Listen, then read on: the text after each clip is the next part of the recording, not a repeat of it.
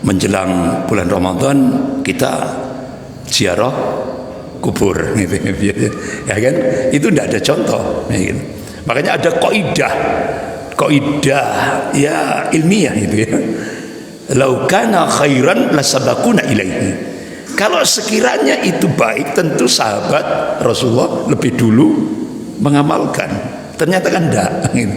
Itu budaya Pak, tidak bisa masuk wilayah ibadah, itu budaya. Termasuk apa kalau di kampung-kampung itu megengan. Nah kalau di kampung saya dulu di Banyuwangi itu apeman apeman gitu ya. Jadi itu budaya itu Pak, bukan masuk wilayah akidah, itu budaya, nggak bisa dimasukkan wilayah ibadah. Apakah itu berpahala? Ya udah ada ya kan. Yang kalau berpahala itu ibadah yang dicontohkan oleh Rasulullah SAW.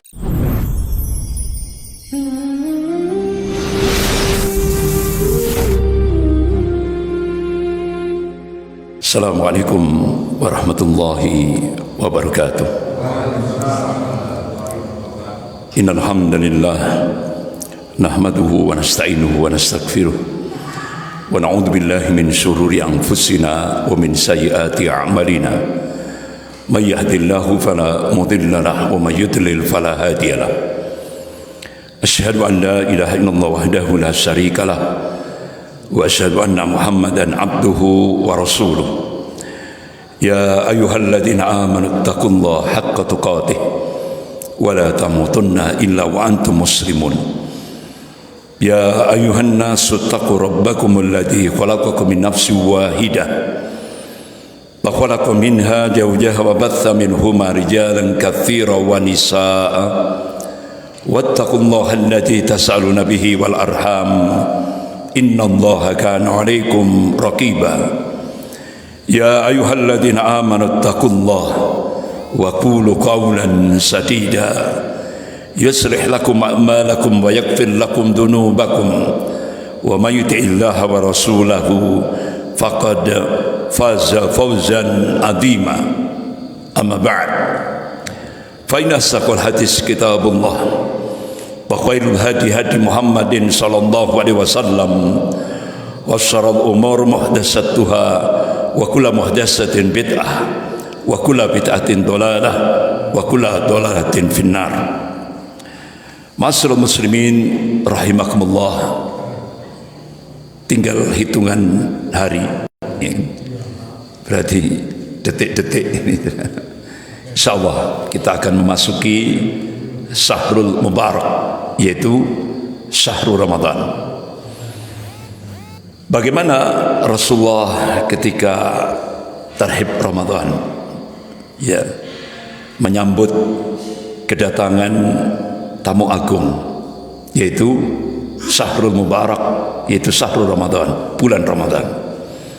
Rasulullah SAW memberikan satu ungkapan, marhaban ya Ramadan, marhaban ya Ramadan, marhaban ya Ramadan. Selamat datang bulan Ramadan. Bahkan kadang-kadang Rasulullah memberi ungkapan marhaban bil mutahhir, marhaban bil mutahhir, marhaban bil mutahhir. Sahabat tanya, ya Rasulullah, apa yang dimaksud al mutahhir itu, yang mensucikan itu? Rasulullah berikan jawaban, qala al mutahhiru syahrul Ramadan yutahhiru minad dunubi wal ma'asi. Jadi yang dimaksud al mutahhir, yang mensucikan itu adalah syahrul Ramadan, bulan Ramadan, yang bisa mensucikan kita dari perbuatan dosa dan maksiat. Itu yang di jawaban Rasulullah ketika ditanya tentang al mutahhir itu. Bapak-bapak, ibu-ibu yang dimuliakan Allah, Rasulullah seringkali mengingatkan ya, banyak orang yang berpuasa pada bulan Ramadan. Kalau banyak itu kan berarti keumuman. Pada umumnya banyak yang melakukan puasa bulan Ramadan tapi tidak mendapatkan apa-apa.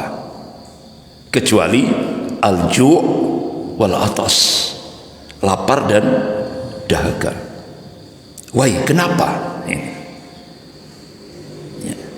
Jawabannya yang paling fundamental, niatnya yang salah, nawaitunya yang salah.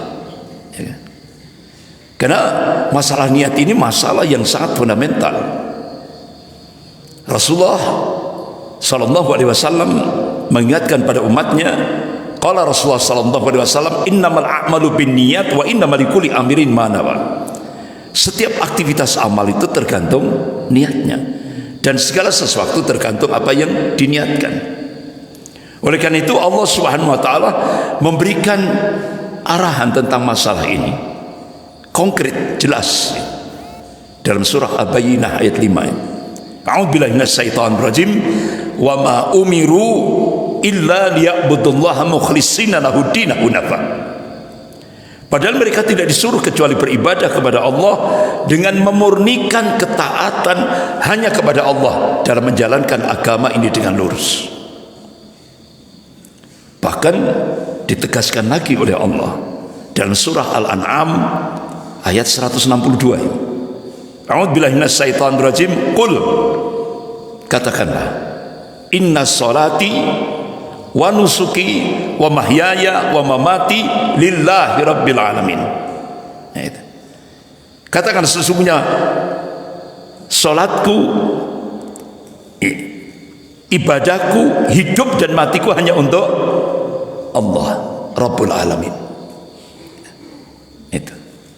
Jadi benar-benar bapak-bapak, ibu-ibu yang dimuliakan Allah, kita niat, kita tata niat kita ketika kita memasuki syahrul Ramadan, benar-benar lillah, karena Allah, semata-mata karena Allah, billah, untuk Allah, ala amrillah, sesuai dengan ketetapan Allah. Ini jadi benar-benar lillah, karena Allah, tidak ada interest yang lain, tidak ada kepentingan yang lain, tidak ada niat-niat yang lain.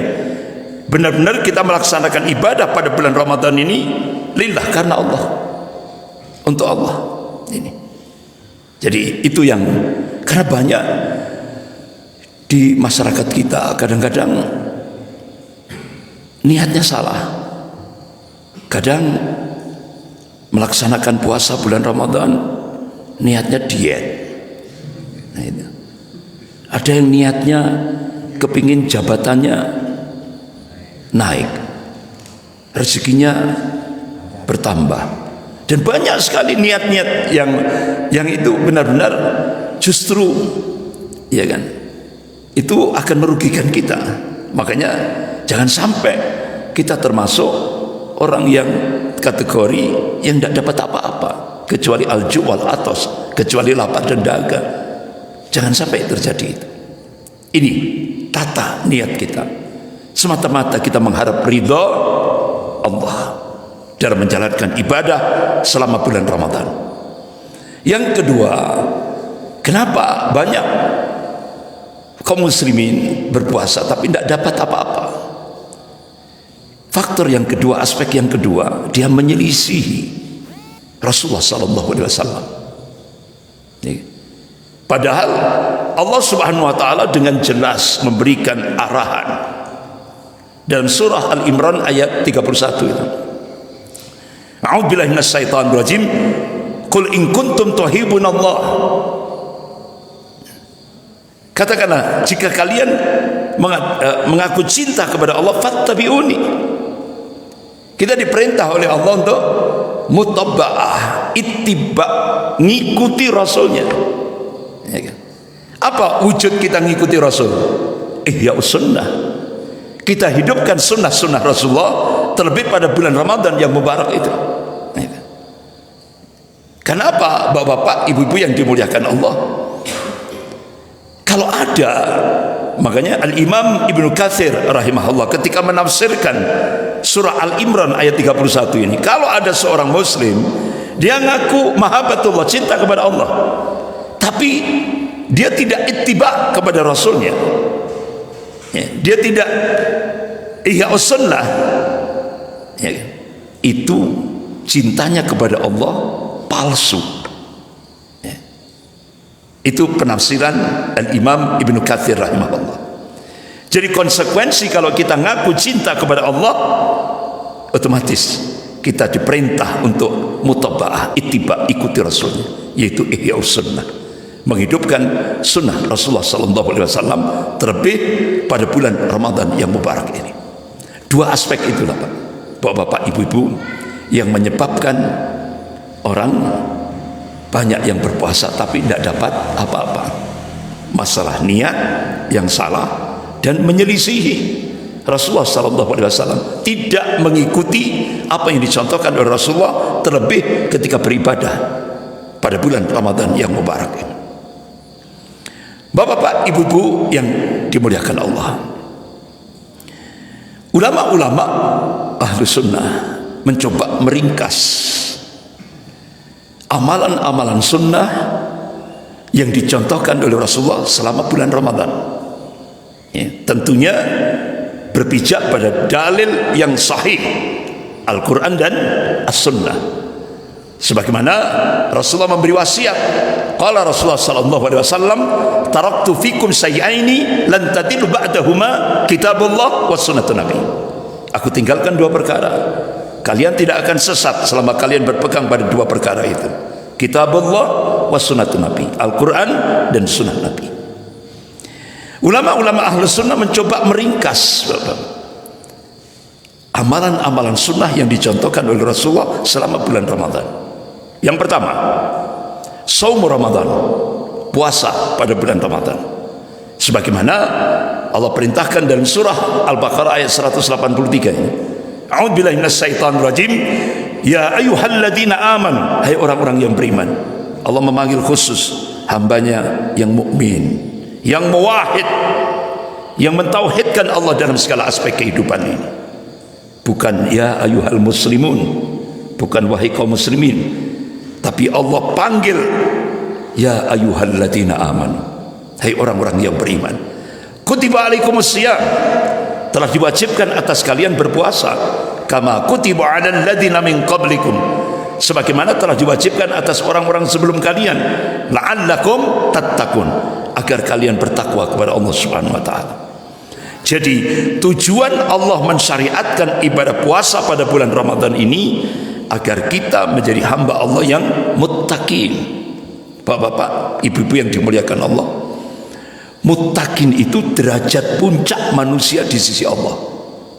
Harta yang kita miliki, jabatan, pangkat, kedudukan, kekuasaan yang kita miliki, ketampanan, ya kan, kecantikan yang kita miliki, bukan merupakan ukuran tunggal kemuliaan seseorang di hadapan Allah.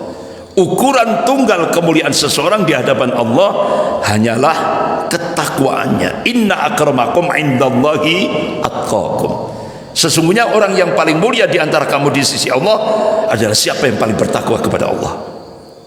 Nah, dari sinilah benar-benar momen bulan Ramadan ini saat yang paling yang paling terbaik, ya kan, untuk membangun kualitas ketakwaan kita kepada Allah. Itu bulan Ramadan. Nah, itu. Ini kesempatan emas bagi kita semuanya untuk membangun kualitas ketakwaan kepada Allah itu di bulan Ramadan. Masya Allah, kalau kita mencoba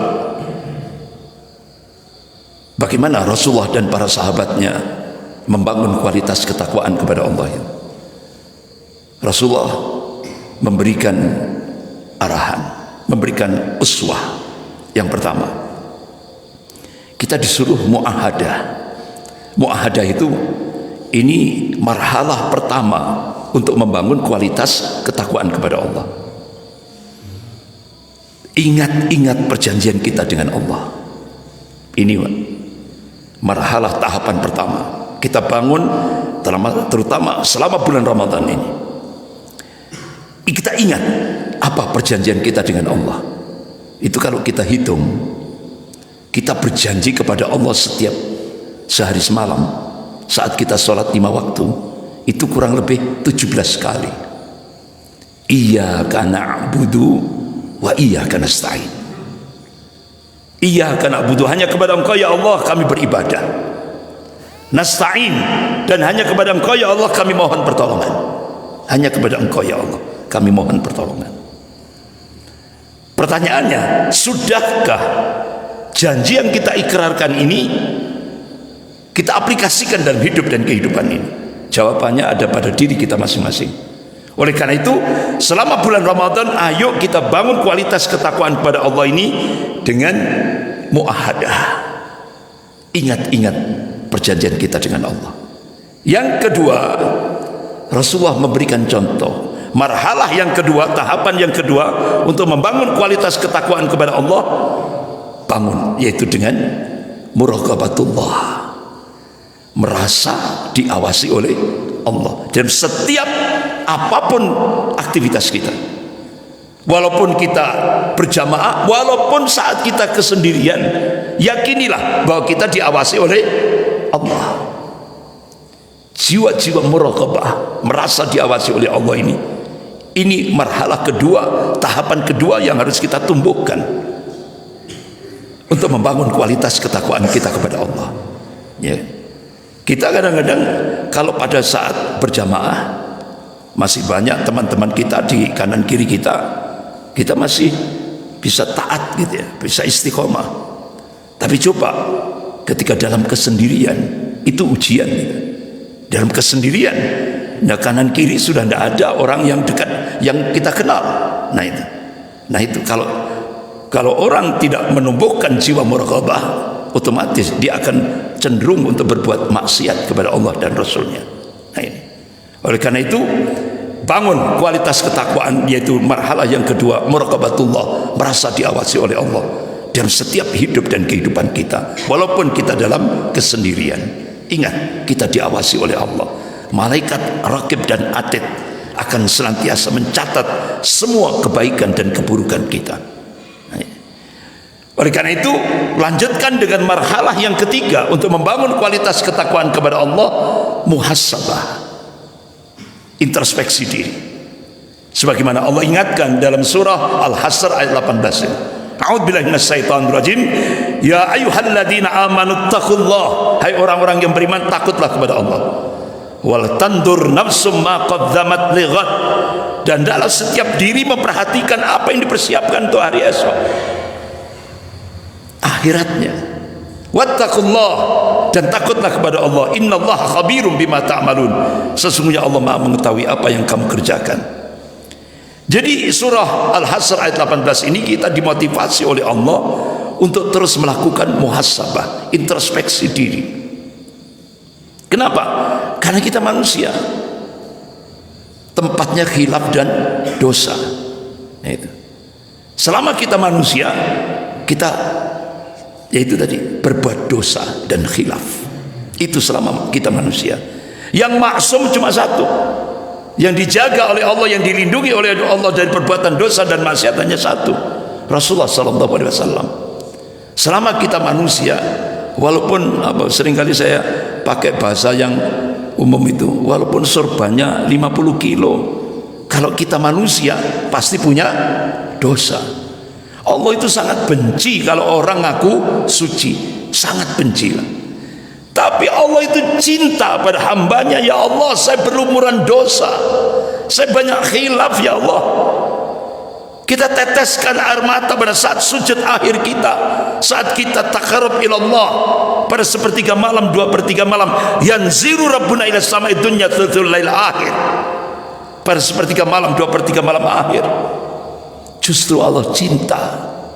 Nah kalau Allah itu sudah cinta pada hambanya, Masya Allah, Allah lindungi dia, Allah jaga dia, Allah selamatkan dia dari kehidupan dunia dan kehidupan akhirat. Bahkan kalau Allah sudah cinta pada hambanya, Masya Allah, Allah ijabahi doa-doanya. Tidak hanya doanya, apa yang terbersit dalam hatinya Allah dengar. Bahkan kata Rasulullah, kalau ada seorang hamba dicintai oleh Allah, dia dimusuhi oleh orang lain, Allah nyatakan perang kepada dia.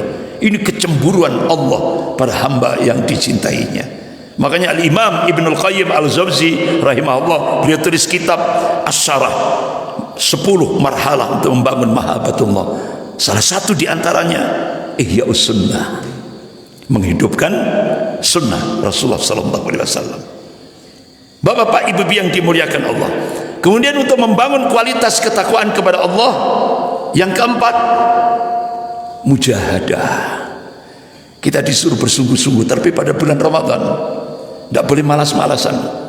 Walaupun tidurnya saja ibadahnya, tapi masuk turu terus, ya kan? Ya kan?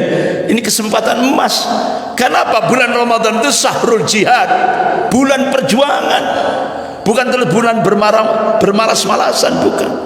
Syahrul jihad, bulan berjuang, itu pada bulan Ramadan, ya kan? Bapak-bapak, ibu-ibu yang dimuliakan Allah. Kemudian marhalah yang kelima untuk membangun kualitas ketakwaan kepada Allah, muaqabah. Muaqabah itu memberi sanksi kepada diri kita ketika kita khilaf, ketika kita teledor dalam beribadah kepada Allah. Ini contoh. Ini yang contohnya langsung yang the best ini contohnya ini. Khalifah Umar bin Khattab radhiyallahu an. Satu saat beliau sibuk di kebun kurma. Saat-saat itu ketika beliau mendatangi masjid, terlambat sholat asar 1 rakaat. Terlambat 1 rakaat, berarti kan masbuk beliau. Terlambat 1 rakaat. Itu langsung Khalifah Umar bin Khattab langsung muaqabah, memberi sanksi pada dirinya. Tujuannya apa? Untuk memberi semangat, lebih semangat lagi untuk beribadah kepada Allah. Sehingga gara-gara tertinggal 1 rakaat, telat 1 rakaat sholat asar di masjid, telat 1 rakaat sholat asar di masjid, langsung beliau sedekahkan sepertiga hasil kebun kormanya kepada fuqara, masakin, dan anak-anak yatim. Itulah contoh muaqabah. Tapi sanksinya ini hal-hal yang sesuai dengan syariat, gitu ya. Jangan sampai yang mendolimi kita, jangan. Contoh umpama kita ya sampai telat gitu ya, telat sampai saya jemur diri di jam 12 siang di tengah jalan gitu ya. Nah ini namanya dolim, itu nggak sesuai syariat. Jadi memberi sanksi itu sanksinya yang sesuai dengan syariat. Seperti contoh tadi Khalifah Umar bin Khattab sedekah. Ada mungkin memberi sanksi puasa, iya kan? Ya kan, artinya sanksinya puasa sunnah gitu kan. Nah itu. Jadi monggo silakan hal-hal yang sesuai syariat untuk memberi sanksi.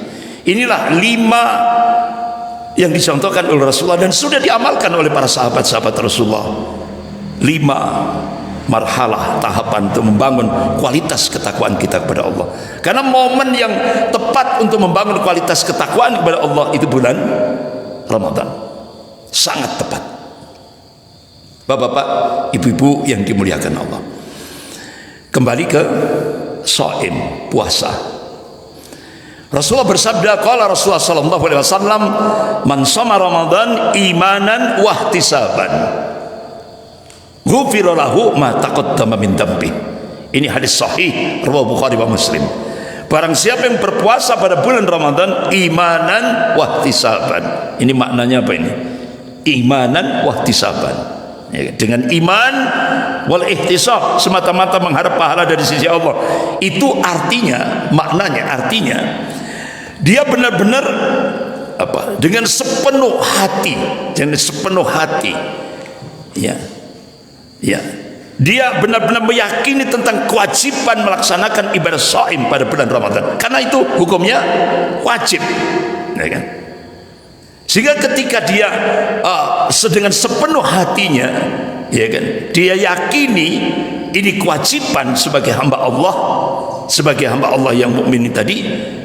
Sehingga ketika dia melaksanakan ibadah puasa pada bulan Ramadan itu tidak ada keterpaksaan.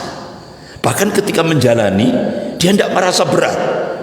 Itulah makna imanan wahtisaban. Itu. Ya. Bapak-bapak, ibu-ibu yang dimuliakan Allah.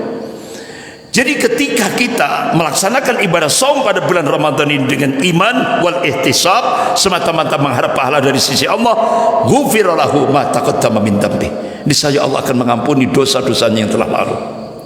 Pernah satu saat ada seorang sahabat namanya Abu Umamah radhiyallahu anhu. Beliau bertanya kepada Rasulullah, ya Rasulullah, amalan apa yang bisa memasukkan seorang hamba Allah ke dalam surganya Allah? Apa jawaban Rasulullah? Qala alaika bisawm.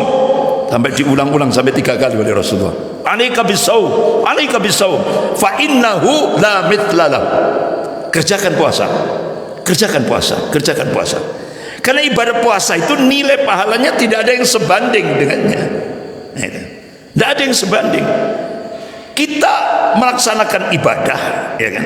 Itu kan untuk diri kita. Tapi ketika kita melakukan puasa di bulan Ramadan, itu untukku kata Allah, dan aku sendiri kata Allah yang memberikan pahalanya dari 10 sampai 700 kali lipat. Masya Allah, luar biasa. Bapak-bapak, ibu-ibu yang dimuliakan Allah. Kemudian amalan sunnah, tentunya itu kan kalau masalah fikih itu nanti tanya jawab aja nanti. Poin pas tanya jawab, ya kan? Masalah-masalah fikihnya ini yang poin globalnya saja. Kemudian yang kedua, amalan sunnah yang dicontohkan oleh Rasulullah, qiyamul lail, salat malam. Qala Rasulullah sallallahu alaihi wasallam, man qama Ramadan imanan wa ihtisaban ghufira lahu ma taqaddama min dhanbi. Barang siapa yang menegakkan ibadah qiyam pada malam harinya, yaitu ibadah salat lail atau salat tarawih, imanan wahtisaban, dengan iman wal ihtisab, semata-mata mengharap pahala dari sisi Allah, ghufira lahu ma taqaddama min dhanbi. Niscaya Allah akan mengampuni dosa-dosa yang telah lalu. Bapak-bapak, ibu-ibu yang dimuliakan Allah, tentunya ketika kita melaksanakan salat tarawih, syarat rukun yang paling utama itu harus ditunaikan, khusyuk dan tumak ninah, ya kan? Walaupun di Blitar itu ada 23 rakaat 7 menit. Nah itu gimana sholatnya? Ya sholatnya sah, tapi yang nanggung dosanya imam, imamnya, ya kan? Nah itu. Jadi syarat rukunnya itu harus ditunaikan, khusyuk dan tumak ninah. Nah itu. Kemudian ada kesalahan fatal. Ini sampai saya tegaskan, kesalahannya fatal, Pak. Karena seringkali kalau bahasa Jawanya itu wangel tuturannya, Pak. Bolak-balik itu, bolak-balik setiap bulan Ramadan itu dia. Tapi masih saja wangel tuturannya, Pak. Apa? Ketika imam sholat witir, makmumnya buyar, tinggal sekian soft ini. Padahal Rasulullah mengingatkan, qala Rasulullah sallallahu alaihi wasallam, inna rajula idza shallama al imam hatta yansarifa kutiba lahu qiyamu lailatin. Ini hadis sahih. Rasulullah mengingatkan, seseorang yang salat, inna rajula idza shallama al imam hatta yansarifa, seseorang yang salat bersama imam, ini konteksnya salat tarawih, salat lail, hatta yansarifa, sampai selesai, berarti sampai sholat witir. Kalau sampai selesai berarti sampai sholat witir. Kenapa? Dijadikan imam itu untuk diikuti, ya kan? Dijadikan imam itu untuk diikuti. Ya jangan terus akhirnya duwe aturan dewe, imam isi sholat witir ditinggal masalah. Nah ini salah total itu, Pak. Jadi kalau kita ngikuti imam sampai sholat witir, Rasulullah mengabarkan nilai pahalanya seperti orang yang sholat malam semalam suntuk. Masya Allah, luar biasa itu. Perkara kita malam hari mungkin bangun jam 2 malam, bangun, monggo silahkan perbanyak sholat sunnah, monggo silahkan. Tapi witir cuma sekali dalam semalam, karena witirnya sudah dikerjakan di masjid, di rumah nggak usah witir lagi. Witir itu sekali semalam. Nah, bapak-bapak, ibu-ibu yang dimuliakan Allah. Kemudian yang ketiga, Iqra'ul Quran, amalan sunnah yang dicontohkan oleh Rasulullah sallallahu alaihi wasallam selama bulan Ramadan. Iqra'ul Quran, baca Quran, ya kan? Kan fadilahnya, nilai pahalanya besar. Satu huruf ada nilai pahala. Apalagi kalau kita tadabbur Quran, kita baca, kita pelajari, ya kan, tafsirnya, ya kan. bahkan mungkin sampai asbabun nuzulnya, masya Allah luar biasa itu. Kita hayati, kita praktek, kita aplikasikan dalam hidup dan kehidupan ini, masya Allah. Itulah yang dimaksud tadabbur Quran, lebih dahsyat nilai pahalanya. Itu. Karena Al-Quran itu al-huda, petunjuk dalam kehidupan dunia dan kehidupan akhirat.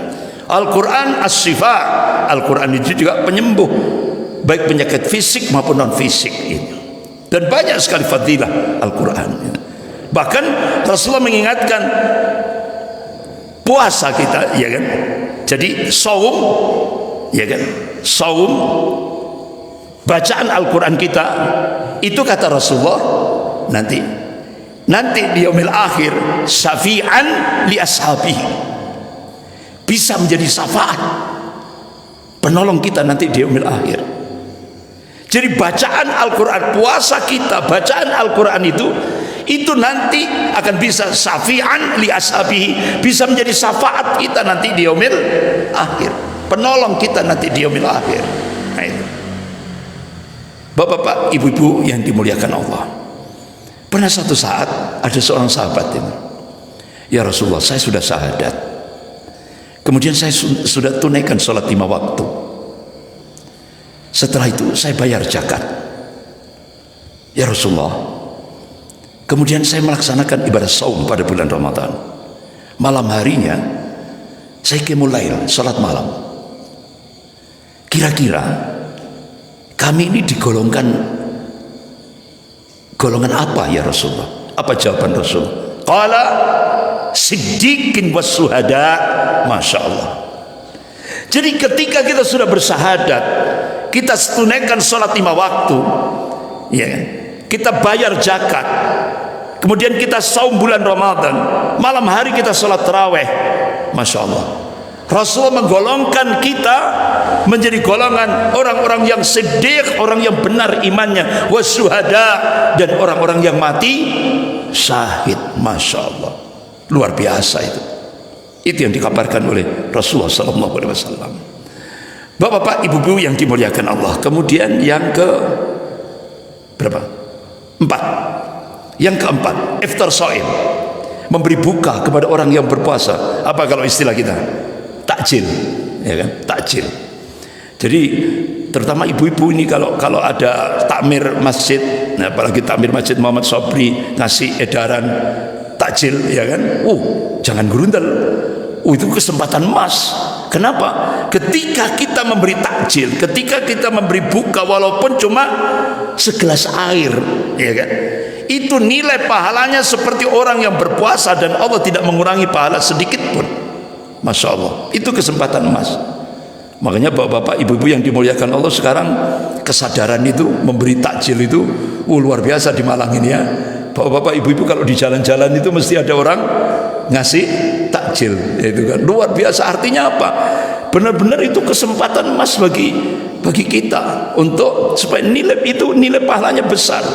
Makanya di Malang ini banyak, di jalan-jalan itu sudah menjelang maghrib itu sudah banyak. Apalagi di Mekah, kalau kita umroh itu, masya Allah, nggak akan itu sudah bapak ibu duduk manis saja, banyak orang sudah ngasih kurma, minum macam-macam sudah, sahi, kahwa, ya kan? Itu kalau bapak ibu umroh di bulan Ramadan itu, masya Allah, luar biasa. Di manapun tempatnya sudah penuh berkah gitu. Jadi buka puasa itu biasanya gelar plastik itu kan, gelar plastik itu sudah disiapkan baik di Mekah maupun di Madinah, masya Allah. Bapak-bapak, ibu-ibu yang dimuliakan Allah. Kemudian yang kelima, sedekah, amalan sunnah yang dicontohkan oleh Rasulullah selama bulan Ramadan, sedekah. Qala Rasulullah sallallahu alaihi wasallam, afdal sedekah fi siyam Ramadan. Sedekah yang paling afdal itu di bulan Ramadan. Itu. Sedekah itu tidak hanya ngasih duit. Ketika kita memberikan taujih, nasihat, mungkin lewat HP, ya kan?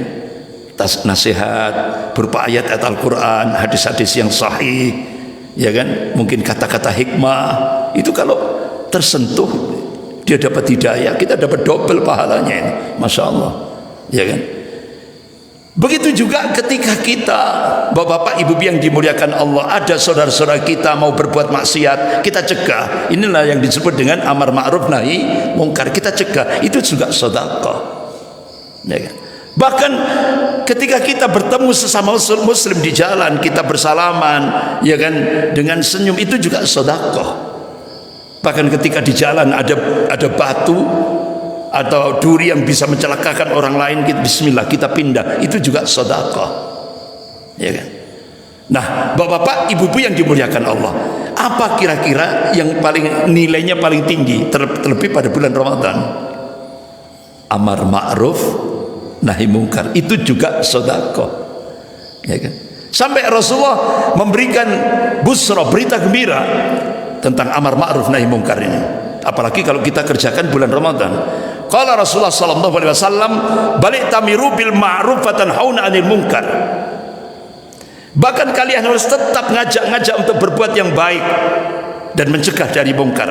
Hatta idza ra'aitum suhan muta'an. Hingga kebakilan itu sudah ditaati. Itu sudah jadi fenomena di tengah masyarakat kita. Wa huwan mutabi'an, hawa nafsu diikuti. Itu juga sudah jadi fenomena di tengah masyarakat kita.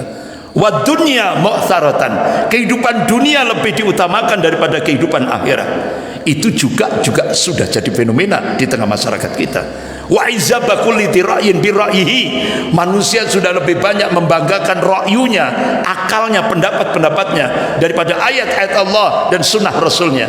Dan itu juga sudah jadi fenomena di tengah masyarakat kita. Kalau itu sudah muncul di masyarakat kita, Rasulullah memberi wasiat, fa'alaika binafsik, perhatikan diri kalian, perhatikan diri kalian. Wada'ankal awam, jauhi kebanyakan orang. Ini ulama-ulama hadis ketika menafsirkan wada'ankal awam, itu maknanya jangan sampai kita larut pada 4 fenomena tadi, di mana kebakilan sudah ditaati, hawa nafsu sudah diikuti, kehidupan dunia lebih diutamakan daripada kehidupan akhirat. Manusia sudah lebih banyak membanggakan akalnya, pendapat-pendapatnya daripada ayat-ayat Allah dan sunnah Rasulnya. Nah, itu jangan sampai larut pada 4 fenomena itu. Nah, Rasulullah mengingatkan, fa inna min waraikum ayyamas sabr, sebentar lagi kalian akan mendapati hari-hari kesabaran. Itu ulama-ulama hadis ketika menafsirkan fa inna min waraikum ayyamas sabr, itu maknanya saat itu Allah akan melipat gandakan pahala bagi hamba-hambanya. Oleh karena itu Rasulullah mengingatkan, kalau kamu tetap istiqomah mentauhidkan Allah dalam segala aspek kehidupan, kamu ittiba'us sunnah, menghidupkan sunnah Rasulullah, kamu tegakkan amar ma'ruf nahi mungkar, Rasulullah ngasih kabar, hidupmu seperti al-qabitu ala jamri, bagaikan memegang bara api. Apalagi sekarang, Pak, apalagi sekarang kalau kita menegakkan amar ma'ruf nahi mungkar, itu hilir sama hulu. Hulu itu yang anu ya, berarti ya, yang paling tinggi ya. Hilir pinggiran ya. Kalau di hulu, Pak, itu resikonya mondok. Ketika kita menegakkan amar ma'ruf nahi mungkar, itu resikonya mondok. Berapa ulama-ulama yang konsisten pada nahi mungkar itu mondok. Mondoknya bukan mondok pesantren, jeruji besi penjara. Nah, kalau kita yang bagian hilir ini ketika menegakkan amar ma'ruf nahi mungkar, itu biasanya stigmanya itu sok suci, sok alim. Apalagi kalau sekarang radikal, garis keras. Nah, itu. Jadi seperti itu. Itu resiko, Pak. Itu resiko. Ya kan? Al-qabitu ala jamri, bagaikan memegang bara api. Tapi Rasulullah memberikan busra, berita gembira. Kalau kita sanggup hidup seperti itu, Rasulullah mengabarkan lil amili fihim ajru khamsina rajulan ya'maluna mithla amalihi, kalian akan mendapatkan pahala sebanyak 50 orang yang beramal semisalnya. Sahabat tanya, ya Rasulullah, ajr khamsina minhum, apakah yang kau maksudkan dari kalangan mereka? La, ajr khamsina minkum, dari kalian. Artinya ketika kita istiqamah mentauhidkan Allah dalam segala aspek kehidupan, kita ittiba'us sunnah terlebih pada bulan Ramadan, kemudian kita tegakkan amar ma'ruf nahi mungkar, itu nilai pahalanya seperti 50 amalan sahabat Rasulullah sallallahu alaihi wasallam. Ini hadis sahih rawahu Abu Dawud, dan hadis ini banyak dijadikan bahan diskusi oleh ulama-ulama hadis. Kemudian saya percepat. Yang keenam apa? Umrah di bulan Ramadan. Kalau Rasulullah SAW, umrah di Ramadan ta'dilu hajjatan ma'i. Umrah di bulan Ramadan nilai pahalanya seperti haji bersama Rasulullah SAW. Nah itu. Makanya biayanya mahal, ya kan? Bapak kalau 10 hari terakhir di bulan Ramadan berangkat umrah, Masya Allah, itu tawafnya itu sudah tidak ada lagi, itu yang namanya tali rafia itu sudah tidak ada lagi.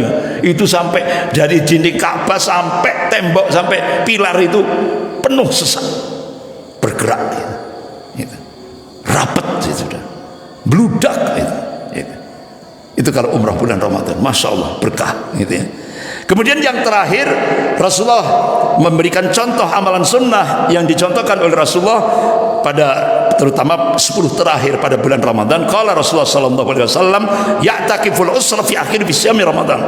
Rasulullah biasanya mengakhiri pada 10 hari terakhir bulan Ramadan melaksanakan ibadah sunnah, yaitu iktikaf, berdiam diri di masjid dalam rangka taqarrub ilallah. Nah, istri Rasulullah Aisyah radhiyallahu anha, ya Rasulullah, apa yang ku baca selama aku iktikaf 10 hari terakhir di bulan Ramadan? Rasulullah ngajari doa, Allahumma innaka afuwun tuhibbul afwa fa'fu anni. Ya Allah, engkau maha pemaaf, engkau suka maha memaafkan, maafkanlah hambamu. Ini doa-doa yang terus kita langgengkan pada 10 hari terakhir bulan Ramadan. Nah, karena waktu Isya, adzan Isya, ba'da adzan Isya, tanya jawab ya. Eman ini karena kesempatan ya kan, saya tambah dengan tanya jawab. Apapun sudah selama itu tadi yang 7 amalan sunnah atau mungkin yang lain. Monggo adzan dulu Pak. Bapak-bapak, ibu-ibu yang dimuliakan Allah, monggo kita buka sesi tanya jawab. Apa saja sudah. Monggo silakan. Monggo ada yang mengawali. Ya, monggo silakan Pak. Ya, ya. Pada Januari melakukan hikam. Ya. Apakah diperbolehkan atau membatalkan untuk puasa? Ya. Bapak-bapak, ibu-ibu yang dimuliakan Allah. Ulama-ulama fikih ada beberapa hal yang dibolehkan selama kita melaksanakan ibadah shaum pada bulan Ramadan. Yang pertama, kita siwak, gosok gigi, dibolehkan, ya kan? Kemudian ketika kita berwudu itu tetap kita disunahkan berkumur-kumur dan menghirup, ya kan? Itu tetap. Jangan terus akhirnya karena puasa terus, tapi jangan apa istilah bahasa Jawa, ojo banter-banter gitu nanti biasanya kalau terus ke dalam istilahnya sedang-sedang saja ketika menghirup itu boleh gitu ya. Ketika siang hari mungkin panas gitu ya, kita pakai air dingin, mandi air dingin, monggo silakan, boleh. Ibu-ibu ketika masak mencicipi boleh, ya kan? Yang nggak boleh kan ditelan. Mencicipi boleh, tapi ditelan ya nggak boleh. Nah, kemudian bekam syar'i, bekam syar'i. Rasulullah pernah pada saat ibadah puasa beliau bekam, boleh. Kemudian suntikan selama itu tidak mengandung zat makanan dibolehkan. Itu hukumnya daruriyah. Karena mungkin pas puasa Ramadan kita sakit, nah itu harus suntik gitu kan, boleh selama suntikan itu tidak mengandung zat makanan.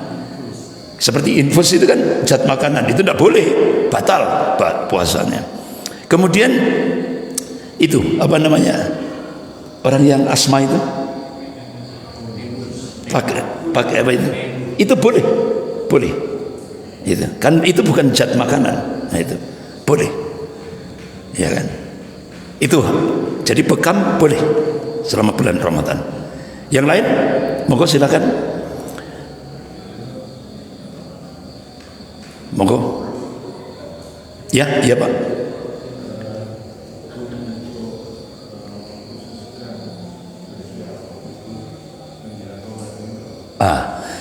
Bapak-bapak, ibu-ibu yang dimuliakan Allah, itu budaya Pak ya.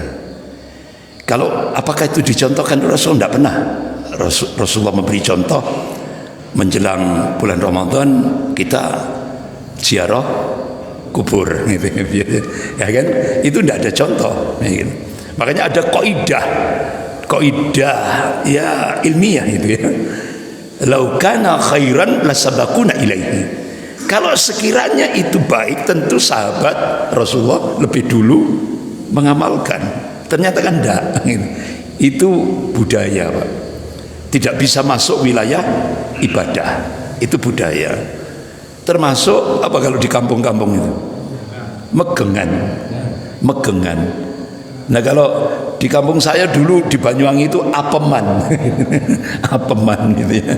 Jadi itu budaya itu Pak. Bukan masuk wilayah akidah, itu budaya.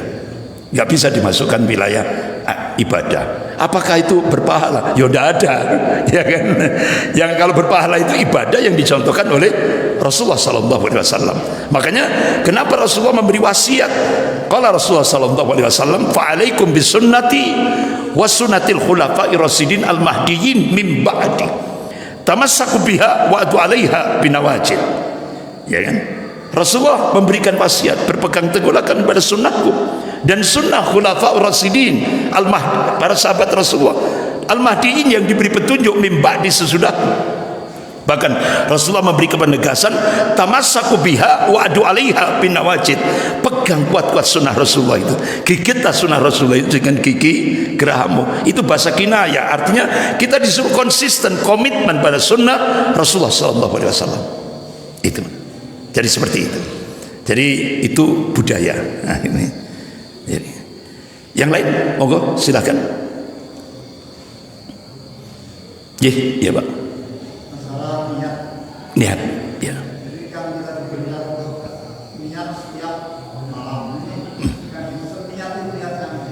Ya, Bapak-bapak, ibu-ibu yang dimuliakan Allah, Rasulullah SAW dan para sahabatnya memberi contoh niat itu cukup di dalam hati. Gitu. Dulu kita masih kecil itu di kampung-kampung itu ya, di kampung-kampung di pelosok-pelosok desa itu, biasanya ya Pak, imamnya apa namanya, ustadznya, ayo kita nawa itu somakot. itu kan masih kecil-kecil gitu kan, itu istilahnya ditun, apa artinya diarahkan bahwa niat itu penting. Tapi setelah kita punya ilmu, niat itu cukup di dalam hati, itu sudah niat. Nah, oleh karena itu malam ketika start awal malam bulan Ramadan kita niat sudah. Bahkan bapak ibu ketika sahur itu kan niat itu sudah, ya kan? Makanya kenapa Rasulullah memberikan qala Rasulullah sallallahu alaihi wasallam, tasaharu fa inna sahuri barakah. Sahurlah, lakukan sahur karena di dalam sahur itu ada barokah. Jadi ketika kita sahur itu ya, makanya Rasulullah itu memberi contoh kalau sahur diakhirkan, kalau buka diawalkan, itu kan. Nah itu, jangan terus akhirnya, wes kita sholat maghrib dulu. Wah ini menyelisih sunnah ini, ya kan? Wong contohnya Rasulullah takjil dulu, jangan terus akhirnya dupeh. Mas saya masih kuat, kita sholat dulu aja. Takjilnya nanti setelah sholat maghrib, itu keliru. Itu menyelisihi sunnah.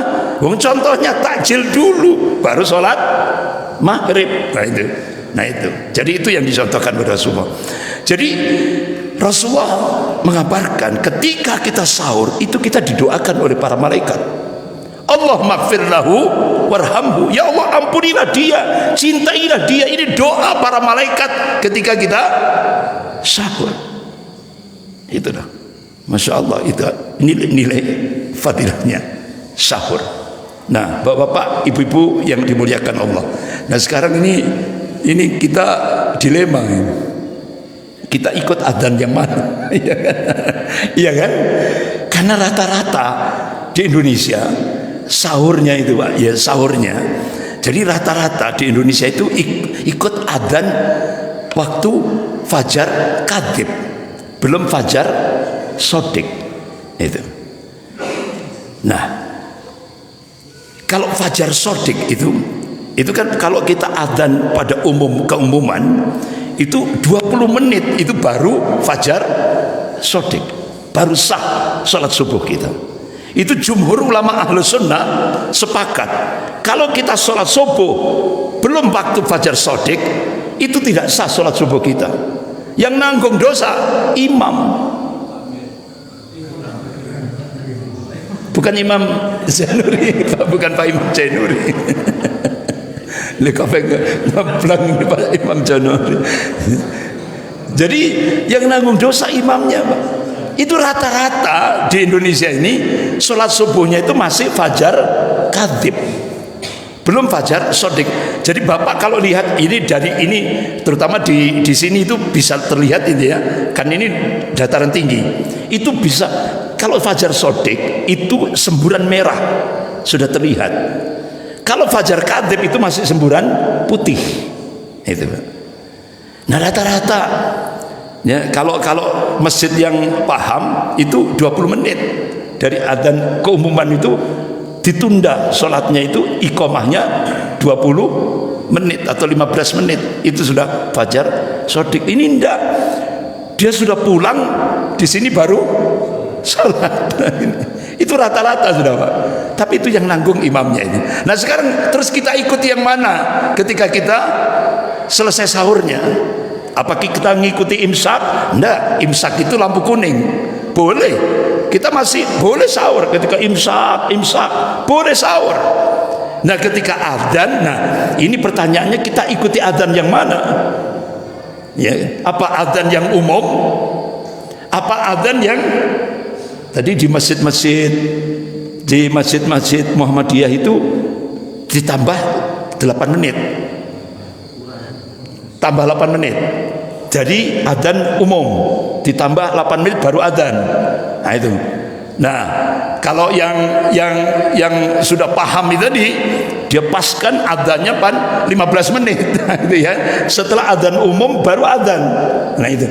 Ya itu kita boleh Pak ngikuti yang ini tadi yang 15 menit. Jadi ikut yang mana? Yaitu tadi yang fajar sodik. Selesai sudah kita. Jadi umpama kita pas sahur, pas telat, bangun kita telat, kita sahur gitu ya. Adzannya pas fajar sodik. Ya sudah Pak, selesai. Jangan nanti imbuh lagi. Jangan, selesai sudah. Nah itu. Jadi itu batas terakhir. Nah, itu. Ada pertanyaan yang lain? Ya, monggo silakan. Keluar dari tema. Ya, enggak apa-apa. Saya sering dengar itu kalau kita masuk surga dilayani bidadari yang 71 atau 72. Itu maksudnya gimana Ustaz? Yang dimaksud dilayani itu gimana? Ya. Bapak-bapak, ibu-ibu yang dimuliakan Allah.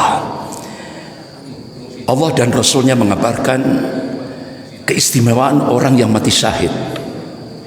Orang yang mati syahid itu dinikahkan 72 bidadari. 72 bidadari. Dan otomatis setelah dinikahkan itu kan otomatis dilayani kan? Ya kan? Dilayani. Nah, tapi kita nggak bisa terus akhirnya menggambarkan terus dilayani itu ya opo gitu. Apa podo karo ketika di dunia? Beda. Di surga itu sampai pernah itu ada seorang nenek ketika Rasulullah selesai Isra dan Mi'raj, ada seorang nenek di surga itu tidak ada seperti kamu. Porek Pak nenek ini. Ya, akhirnya dijelaskan sama Rasulullah. Jadi di surga itu wanita itu 6 kabeh Pak. Gak ada yang tua, muda semuanya. Nah itu, gak ada yang tua. Nah itu. Jadi terus jangan terus saya bilang gambarkan rinciannya, jangan, ya kan? Karena surga itu belum pernah didengar oleh telinga, belum pernah dia kan gambarannya itu kan cuma gambaran dalam Al-Qur'an itu kan indah gitu kan, ya kan? Seperti itu. Nah, kita dinikahkan oleh 72 bidadari. Itu orang yang mati syahid. Nah itu. Nah saya ditanya oleh ibu-ibu jamaah majelis taklim ibu-ibu, "Lah Ustaz, kalau bapak-bapaknya mati syahid dinikahkan 72 bidadari, kalau ibunya Ya kalau ibunya yang mati syahid ya 72 bidodoro. Iya kan? Jadi insya Allah adil kok, Allah itu ya kan adil. Ada bidadari, ada bidodoro, adil. Jadi itu Pak, kita nggak bisa terus akhirnya gimana pelayanannya, wallahu a'lam, hanya Allah yang tahu nanti. Jadi kita cuma diberi gambaran indahnya dan kenikmatan Jannatu Adan, surganya Allah Subhanahu wa taala. Makanya itu kita dimotivasi gitu kan untuk berbuat yang terbaik. Makanya orang berlomba-lomba. Makanya Allah tegaskan di dalam surah apa itu Al-Imran ayat 140 ini. A'udzubillahi minasyaitonir rajim wa yattakhidha minkum syuhada. Jadi yang diinginkan oleh Allah, Allah akan menjadikan sebagian orang mukmin mati syahid. Sebagian orang mukmin akan dimatikan oleh Allah mati syahid. Saya kira itu. Ada lagi? Monggo silakan. Mungkin masalah-masalah pernik-pernik. Ada yang sempat itu saya ditanya oleh ibu-ibu, Ustaz, gimana ini kalau kita ngikuti ulama-ulama fikih? Bingung Ustaz. Terutama ibu-ibu yang sedang haid atau sedang hamil kok haid. Yang sedang hamil atau nifas. Itu kan? Bingung kan? Ada ulama fikih kalau dia nganukan amat harus qadha, ya kan? Terus habis itu ada yang ulama fikih yang lain qadha dan bayar fidyah. Nah, kalau kepengin pas apa yang diingatkan oleh sahabat Rasulullah Ibnu Abbas radhiyallahu an dan Ibnu Umar radhiyallahu an, bagi wanita yang hamil atau menyusui cukup dengan fidyah. Nah, cukup dengan fidyah.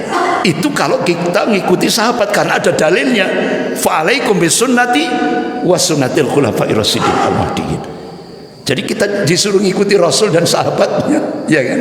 Nah itu. Tapi kalau kita ngikuti ulama-ulama fikih, ya macam-macam, Pak. Gak bisa terus saya paling benar, gak bisa. Karena banyak pendapat itu dalilnya ya ada gitu, ya kan? Nah itu.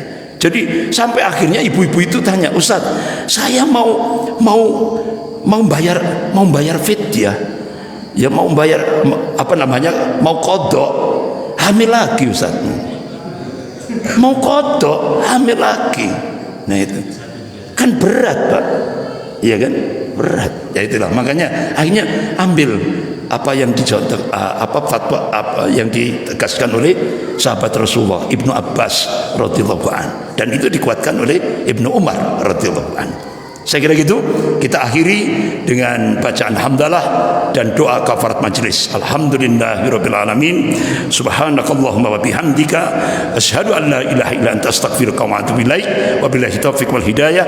Wassalamualaikum warahmatullahi wabarakatuh.